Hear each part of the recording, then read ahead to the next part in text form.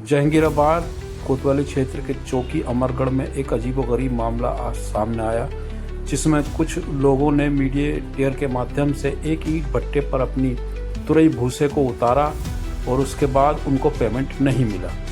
उन्होंने बताया कि जब हमने अपने पेमेंट की बात की तो भट्टे संचालक ने उसने कहा कि हमने तो आपका पेमेंट उसको कर दिया जिसने आपको यहाँ भेजा है।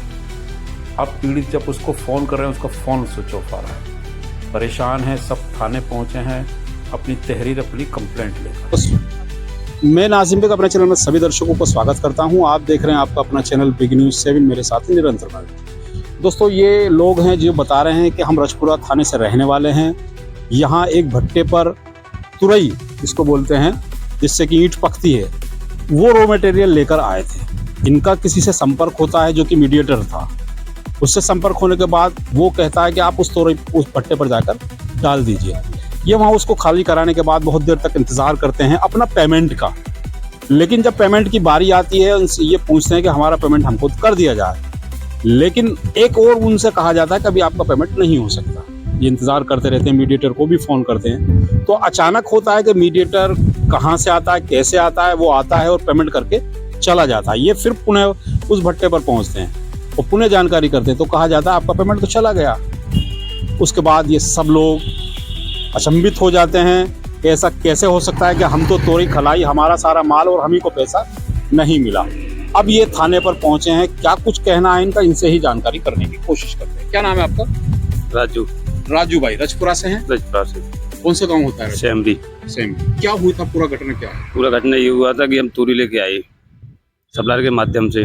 तुरई जो ईंट पकाती है तुरई को लेके आई, ईंट पकाती है। उसके लिए हमने भट्टे पे, उसने बोला भट्टे पे खिला के आओ। भट्टे पे हम खिला के आए, खाली भी काटा कराया। सप्लायर बोला भट्टे वाले से कि सप्लायर को आप पहले से जानते थे? नहीं। आपका संपर्क कैसे हुआ था? नंबर दिया था उसने। नंबर कहाँ से मिला था? अनूप शहर से मिला जी। उसी नंबर से कांटेक्ट हुआ, उसी के बाद आपको उसने भेज दिया? हमें भेज दिया कि आप वहाँ जाकर वहाँ जाके खिला दीजिए। ठीक।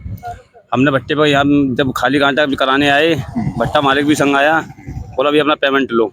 सप्लायर बोला भट्टा मालिक से कि पेमेंट आप मत करना, आप पेमेंट करूंगा मैं।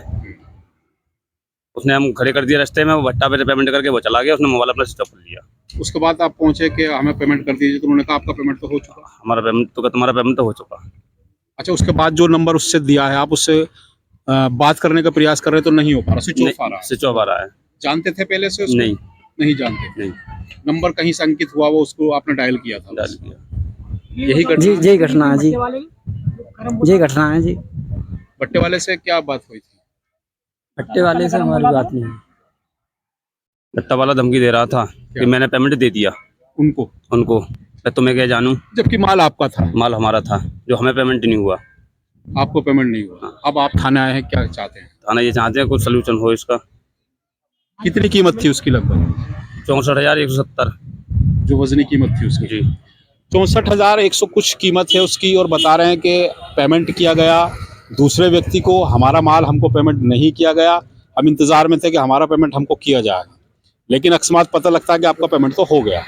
अब 2 से 7 कुंटल वजन है।